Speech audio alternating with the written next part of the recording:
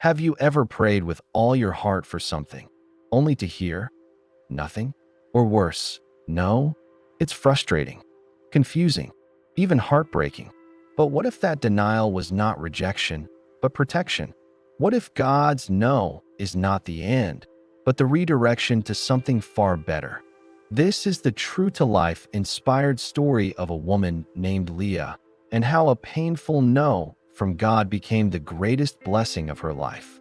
Leah had a dream, and it had a name: New York City. She studied hard, graduated with honors in fashion design, and built a portfolio that sparkled with promise.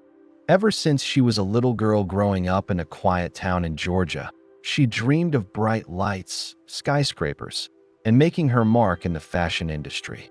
After months of networking, interviews, and waiting, she finally got the email. You've been selected for a 2-year designer residency in Manhattan. Congratulations. Leah screamed, danced, cried. Thank God. This is it, she thought. Everything I prayed for is finally happening. But just 2 weeks before she was set to leave, her world began to unravel. It started with her dad's diagnosis, stage 3 cancer. Then came a car accident that totaled her vehicle. No injuries, but the financial setback was huge. Days later, her sister, recently separated from her husband, brought her 2 kids to stay with Leah just for a while. A while turned into something more. And finally, a call from the NYC program. We're sorry. Due to restructuring, we have to cancel this year's cohort. We'll keep you in mind for next year. Leah hung up the phone in stunned silence. She worked part-time at a local boutique, cared for her nieces, and accompanied her dad to chemotherapy appointments. In just a few days, everything had flipped. Her dream was gone. Her freedom paused. Her plans wiped out.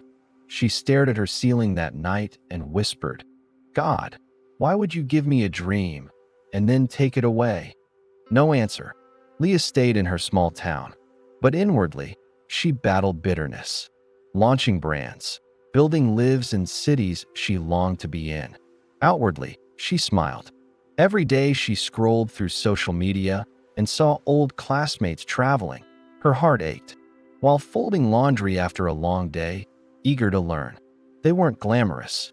They wouldn't make a headline, but they were real. Her name began to spread, not through glamour.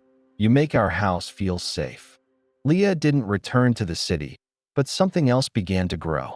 But through impact, what started as a few students became a waiting list. Her niece came to her and said she prayed, but it felt like her words bounced off the ceiling. One night, teens and single moms came.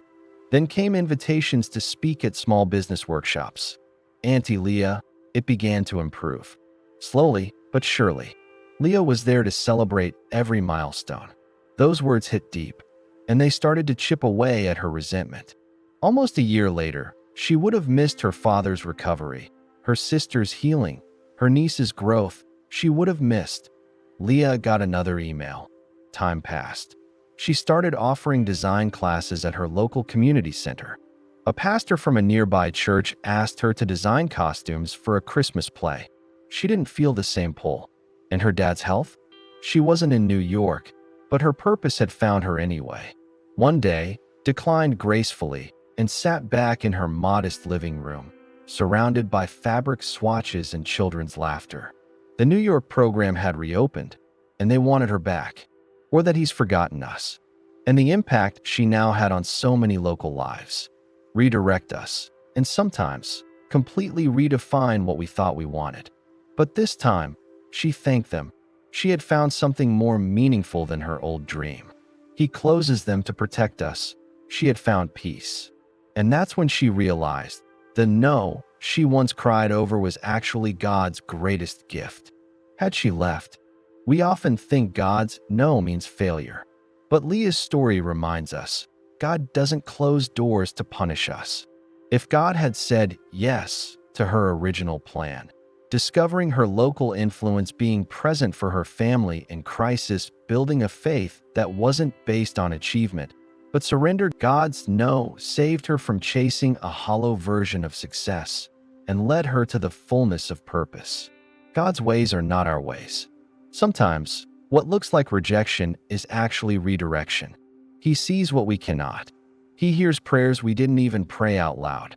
The heartbreak you're facing, the opportunity that slipped through your fingers, the relationship that didn't work out, trust Him, even when it hurts, especially when it hurts. Could it be that God is setting you up for something you never imagined? Something deeper, something eternal. Maybe today, you're wrestling with your own no. You didn't get the job. The door slammed shut. You prayed, fasted, waited, and still it didn't happen. Let Leah's story speak to you. If God said no, it's because He's saying yes to something else. You are not forgotten. You are not overlooked. You are being lovingly led, step by step, into something better than what you asked for. If you enjoyed this video, give it a thumbs up, share it with a friend, and hit that subscribe button for more awesome content.